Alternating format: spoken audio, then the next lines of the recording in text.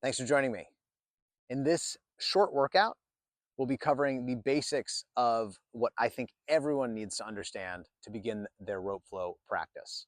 This is something you could do once a day as you're beginning your journey with the rope and learn the fundamentals as tightly, as strong as you possibly can.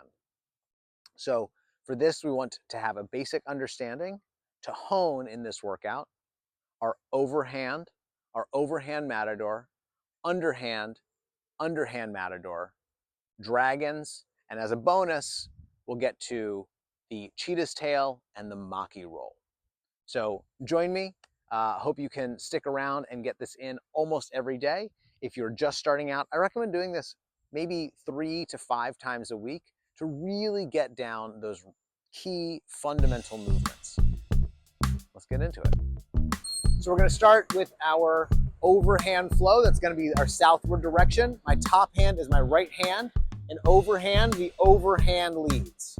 Let's get that overhand direction working. I'm doing 1 beat on my right, 1 beat on my left. Nice and simple. Try and focus on the shifting of your weight gently from heel to heel. Both feet stay on the ground the whole time. And we're shifting our weight as we drive the rope across our body.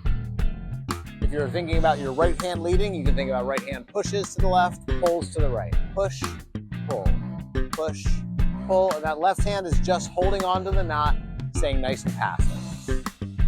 We'll be doing each side for about 1 minute. So a total of 2 minutes in our overhand flow. And then we'll switch to our overhand matador. So about 10 seconds left. And if you want to play with your footing, you're welcome to put 1 foot forward, get a front foot, back foot, front foot, back foot. The rope is telling you where your weight is. Let's switch the leader. So I'm going to go into my left hand on top here. Now my left hand is leading. My left hand is the overhand in my overhand flow. And we're driving, pushing to the right, pulling to the left. So when you're thinking about your handedness, you have your left hand pushes to the far side, pulls to the near side. For the left hand, the far side is the right. The near side is the left. It makes sense. The language is a little bit confuddling. That's all right. Push, pull, push, pull. You want to try for all of these exercises to keep a nice bloom in your rope. So if you can see, my rope does not have a whole lot of turbulence in it. I'm trying to keep that true throughout the movement, throughout every rep, and throughout the entire range of motion of the rope. Try and find ways to take up the slack there. So going from our overhand now into the matador. So the matador can be tough. We're gonna hot potato, hot potato. So you can see I come in with my left hand on top, switch to my right hand on top. We'll do a separate video for the matador at some other time. We're just spending a little bit more time on each side. So instead of 1 beat per side, it's 2 beats per side, right? 1, 2, 1, 2, 1, 2, 1, 2. We're going to do 2 minutes. This is parallel. We are not switching leads at the halfway point. We're switching leads every time we change sides. So we're facing south, doing overhand flow. Let's get into it. Maybe put 1 foot forward, 1 foot back. Maybe not. Maybe you like that other foot. But notice that my weight is always shifted to the place that the rope is. The rope is on my right side. My weight is on my right foot. The rope is on my left side. My weight is on my left foot. So try and follow this logic for as much of the exercise as you can. We are, of course, trying to build control and dexterity in the entire body. Coordinated effort is smooth, skillful, and intentional. All right? Try and stay confident. Might get hit by the rope a couple times. That's part of learning. You don't get good at this without getting hit by the rope once in a while.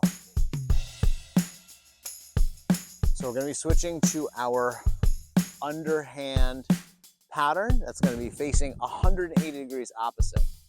Now, if you're not comfortable turning with the rope yet, that's okay.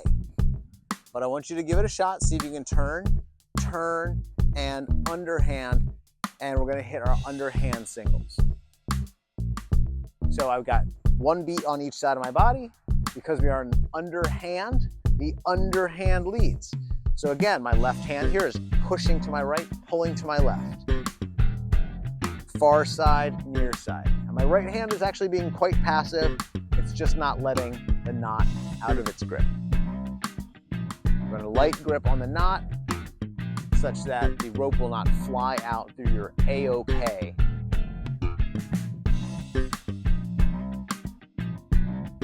Find that weight shift. Underhand can be a little bit more troubling for people. It's not quite as natural, but I think it's even more important for that very reason. This is that confident walking gait. This to me is the real foundation of strong movement, this underhand flow. It's a little bit less aggressive, goes a little more confident, it's smooth, it's gentle, it's strong. And then we'll switch to the right hand leading, right hand in. Nice and slow. The slower you can make your rope go, the more control you're gonna have. That comes with the caveat that you are not letting the rope warble and twist in the wind. Go as slow as you can without losing that balloon to the rope. Keep the rope nice and stiff in the air with that centripetal force driving that shape of the rope. So about 20 seconds left. And we're gonna go into our underhand matador. So the underhand matador is again a switching phrase. We're gonna have 2 beats on each side. You're gonna be shifting leaders every time. So here we go. Tap and switch, tap and switch, tap and switch, tap and switch. So that push across the body is the first beat on the next side. Push, tap, and push, tap, and push. So you can see I start out on this left side that you can see pretty clearly. When I come into that left side, my left hand's on top. When I leave that left side, my left hand is on the bottom. Find that weight shift. 2 minutes.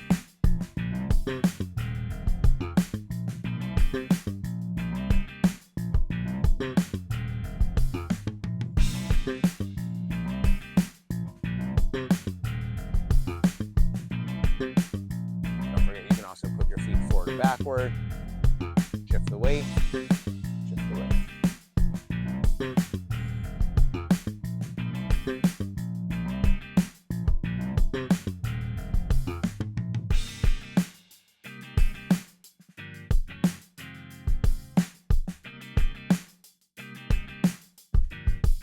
Now I'm doing a little box step kind of thing here, but I'm always following the logic. The rope tells me where my weight is meant to be. Let those knots turn freely in your hand. You'll feel them wind and unwind. If you go on one side, they'll twist one way. If you go to the other side, they'll twist the other way.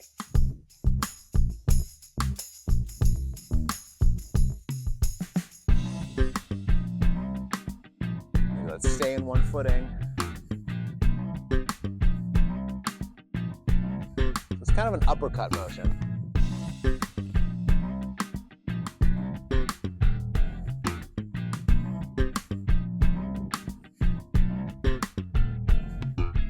Four, 3, 2. All right. So now we're going to open up to our dragon roll. Now, if my right side is north and my left side is south, that makes the direction I'm facing you. Don't mess this up, Ben. So that's north. You're going to be my west side. Now, I think of this as the Western dragon. Some people think of this as the counterclockwise dragon.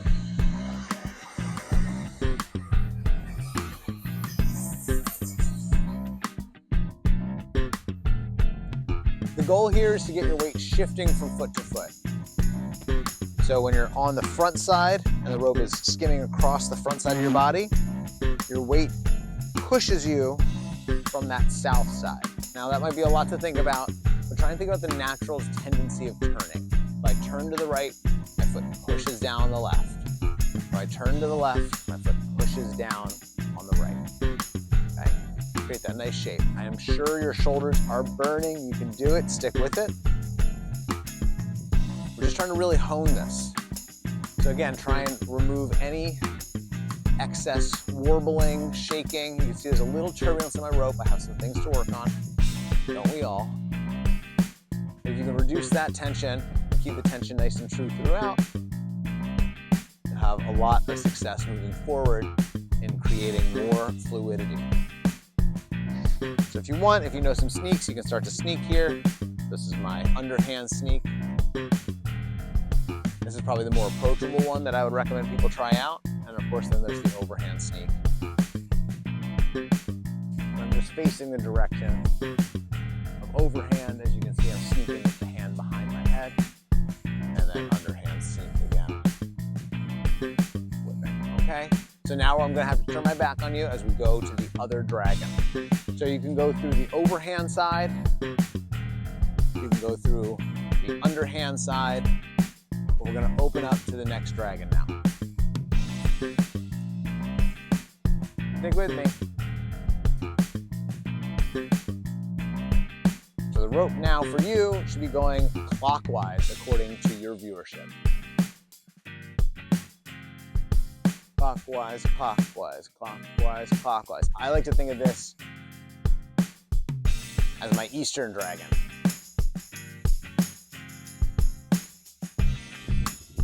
So I'll show you those sneaks again so you can see them. If you're interested in using them, feel free.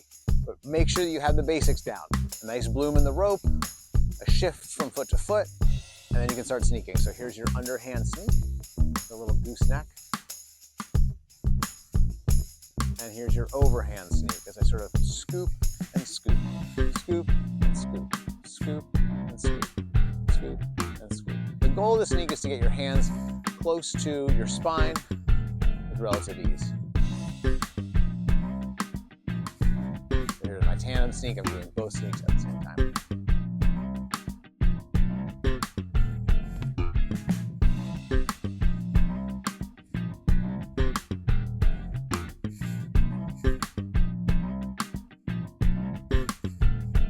My shoulders are on fire.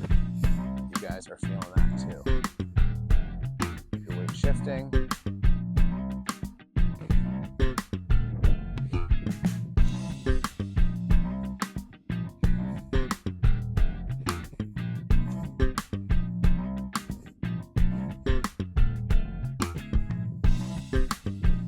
About 10 seconds left.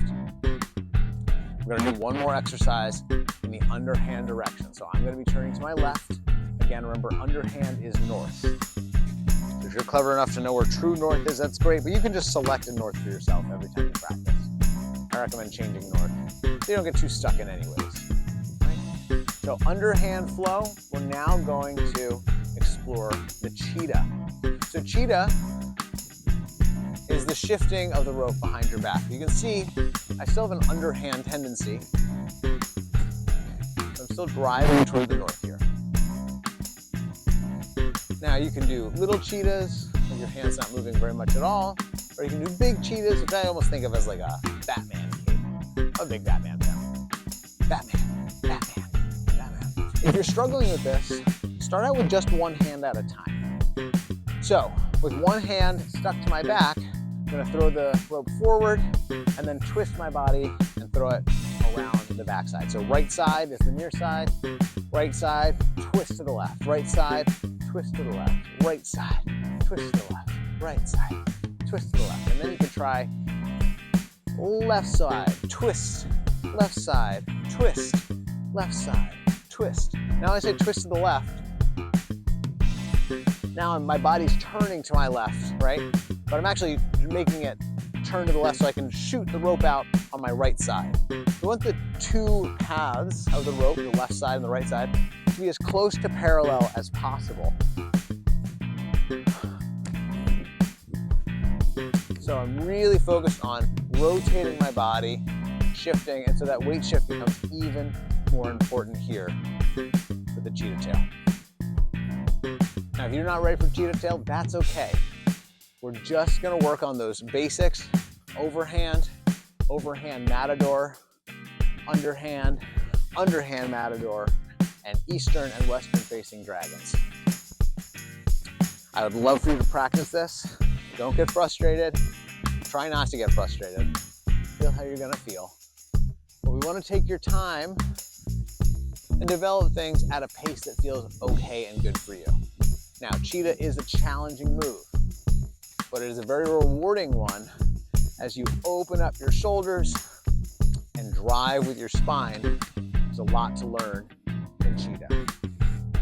Getting out of cheetah can be tough. If you don't know your sneaks, that's okay. Your rope is allowed to stop moving. So for this last section here, we're gonna try out a Maki Roll.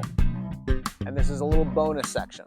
So I have my overhand matador as I come to the back side of my body and front side of my body. You can see I've stepped my feet, so there's a clear back side and a clear front side. I'm gonna go back side for 2 beats, front side for 2 beats, and then turn to my underhand. So I got back side, front side, underhand, back side, front side, overhand, back side, front side, underhand, front, back. Okay? And I want you to try and follow the logic of the rope. Now the rope has a slightly different logic here. I'm still moving with the weight of the rope. The rope is still telling me where to put my feet. But as I turn myself to the left toward overhand, I turn myself to the right, I have one hand leading me the whole way. So left hand guides me to my right. Right hand guides me to my left. Left hand. Right hand. Left hand. Right hand. Left hand. Shift. Right hand. Shift. Left hand. Shift. Right hand. Shift. Hit your overhand. And let's try it again from the other footing. So instead of facing west, now I'm facing east. And I'm rotating the whole way around. Maki Roll.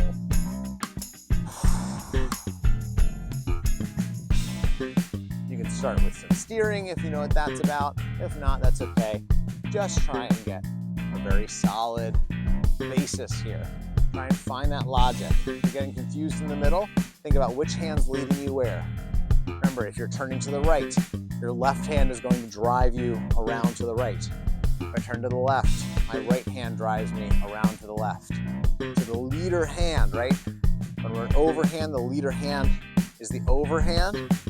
When we're in underhand, the leader hand is the underhand. And this is the puzzle to solve. Can you make your leader, overhand, becomes underhand? Underhand leader becomes the overhand leader. Overhand becomes underhand. Underhand becomes overhand. And back and forth again and again into infinity. That means I could also keep turning and drive my right hand the whole time, or keep turning and drive my left hand the whole time. A little puzzle for you to solve. But that's your quick and dirty morning workout with the rope, just covering some basics. Hope you enjoyed. Hope to see you again tomorrow. Smash the like and subscribe.